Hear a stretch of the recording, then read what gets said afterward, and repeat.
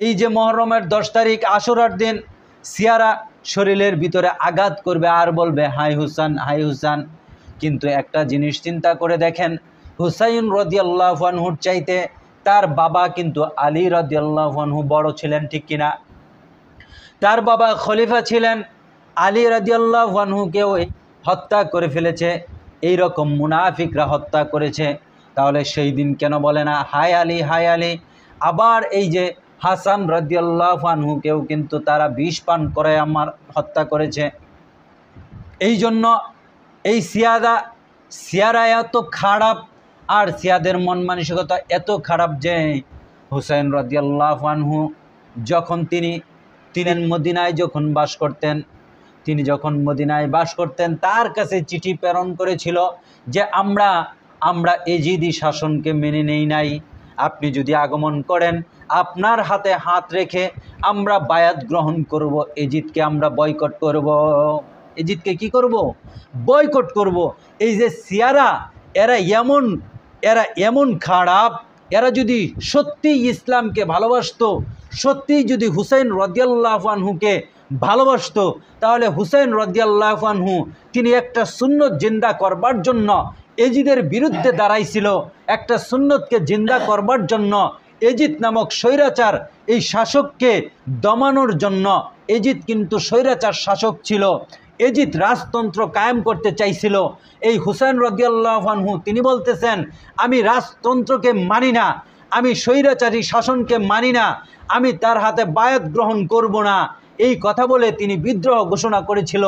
আজকে হুসাইন রাদিয়াল্লাহু আনহু বিদ্রোহ ঘোষণা করেছিল শুধুমাত্র একটা সুন্নতকে পৃথিবীর জমিনে জিন্দা করবার জন্য। আজকে আমাদের অবস্থা এমন হয়েছে, এই আশুরার দিন আসলে আমরা হাই হুসাইন বলে চিৎকার করি, আমরা হাই হুসাইন বলে আমরা চিল্লাই, কিন্তু কেন এই হুসাইন রাদিয়াল্লাহু আনহু জীবন দিল সেই বিষয় আমরা লক্ষ্য করি না, ঠিক কিনা?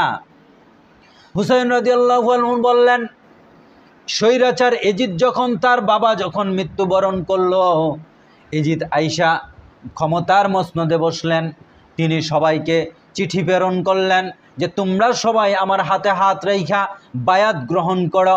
তখন হুসাইন রাদিয়াল্লাহু আনহু বলেন আমি স্বৈরাচার শাসককে মানি না, আমি স্বৈরাচারী শাসককে এই রাজতন্ত্র কায়েম করতে দেব না, আমি রাজতন্ত্রের বিরুদ্ধে সুন্নত কায়েম করবার জন্য এই হুসাইন রাদিয়াল্লাহু আনহু বিদ্রোহ ঘোষণা করলেন। লম্বা ঘটনা। হুসাইন রাদিয়াল্লাহু আনহু যখন বিদ্রোহ ঘোষণা করলেন, তিনি বিদ্রোহ ঘোষণা করার পর তাকে দাওয়াত করে কুফা ময়দানে নিয়ে যাওয়া হইল। কি করলো? দাওয়াত করলো।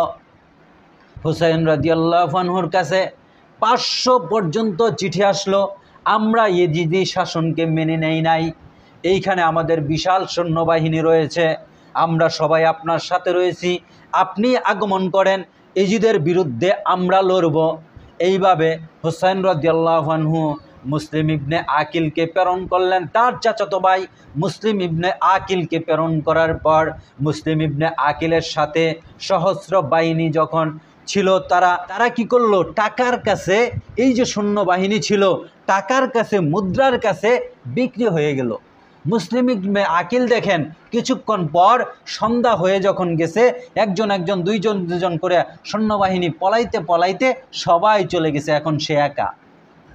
সে যখন সহস্র বাহিনী পাইছিল, তখন সে হুসাইন রাদিয়াল্লাহু আনহুর কাছে চিঠি লিখছে যে আপনি আগমন করেন, এখানে তো অনেক জনতা আমাদের সাথে লড়াই করবে বলে।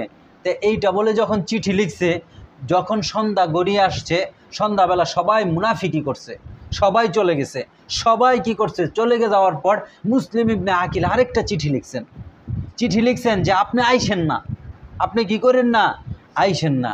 এদিক দিয়ে হুসাইন রাদিয়াল্লাহু আনহু যখন রওনা করছেন, ওইখানে আব্দুল্লাহ ইবনে উমর তিনি বাধা দিলেন যে হুসাইন আপনি যাবেন না, আমরা কিন্তু লক্ষণ ভালো দেখতেছি না, আপনার যাওয়ার দরকার নাই।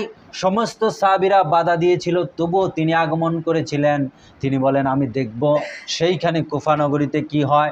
তিনি মাত্র 72 জন মানুষ নিয়ে তিনি রওনা করেছিলেন। এর মধ্যে 40 জন ছিল সৈন্যবাহিনী। কয়জন? 40 জন ছিল সৈন্যবাহিনী, আর মাত্র 32 জন ছিল নারী এবং শিশু। এই ৭২ জন লোক নিয়ে যখন কুবা ময়দানে আগমন করলেন, এজিদ তার পক্ষ থেকে ৬,০০০ বাহিনী প্রেরণ করেছেন। কয় হাজার? ৬,০০০। ৬,০০০ বাহিনীর কাছে ৭২ জন মানুষ কি?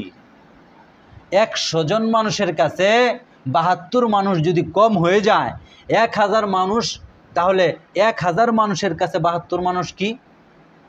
কিছুই না ১,০০০-এর কাছে। এইখানে ৬,০০০ সৈন্য প্রেরণ করছে। ৬,০০০ সৈন্য যখন সামনে দাঁড়াইছে, এই ৬,০০০ সৈন্য যুদ্ধ করা লাগে না। ৭২ জন মানুষের সামনে, ৭২ জন সৈন্যের সামনে যদি ৬,০০০ মানুষ রেলি করে যায়, পাড়ার চুটে তারা মারা যাবে। যাবে না? পাড়ার চুটেই তো মারা যাবে। এইখানে ৭২ জন মানুষের মধ্য থেকে মাত্র ৪০ জন ছিল সেনাপতি, আর ৩২ জন ছিল নারী এবং শিশু। নারী এবং এই যেরকম শিশু বাচ্চা, কেউ দুধের বাচ্চা, কেউ কুলের বাচ্চা, এদেরকে গণনা করা হয়েছে। তাহলে ৪০ জন সাহাবী যোদ্ধাকে নিয়ে, ৪০ জন যোদ্ধাকে নিয়ে যখন হুসাইন রাদিয়াল্লাহু আনহু কারবালার ময়দানে গেছে, তখন কি বিজয় হওয়ার সম্ভাবনা আছে? নাই। তো হুসাইন রাদিয়াল্লাহু আনহু রাতের বেলা স্বপ্ন দেখলেন। স্বপ্নের থেকে উঠলেন। উঠার পরে তার সাথী সঙ্গীদেরকে বলতেছেন, তোমরা চলে যাও, আমি এখানকার অবস্থা ভালো দেখি নাই, তোমরা চলে যাও। সবাই বলতেছেন, হুসাইন রাদিয়াল্লাহু আনহুকে আপনার সাথে থেকে যদি জীবন দেওয়া লাগে দিব, তবু আমরা পিছু হাঁটবো না। এই দিক দিয়ে এই স্বপ্ন দেখা যখন উঠছে, হাউমাউ করে উঠছে, তখন তার বোন জিজ্ঞেস করতেছে কি হয়েছে। তার বোন জিজ্ঞেস করে কি হয়েছে। তার বোনকে বলতেছেন, আমি আমার নানার সাথে দেখা করব। এই কথা বলার পর তার বোন কান্না করা শুরু করে দিছে। কান্না করা শুরু করে দেওয়ার পর হুসাইন রাদিয়াল্লাহু আনহু বলতেছেন, তুমি মাতাম করবা না, আমি যখন শহীদ হয়ে যাব তখনও তুমি মাতাম করবা না। আর আজকে আমাদের সমাজের অবস্থা এমন হয়েছে, এই যে এজিদি বাহিনীগুলা, এগুলো কিন্তু এজিদি বাহিনী। এরা যে মাতাম করে, রাস্তাঘাটে এই যে র্যালি করে, এগুলো ওই এজিদি বাহিনী। এদের বিরুদ্ধে লড়াই করা আমাদের জন্য কি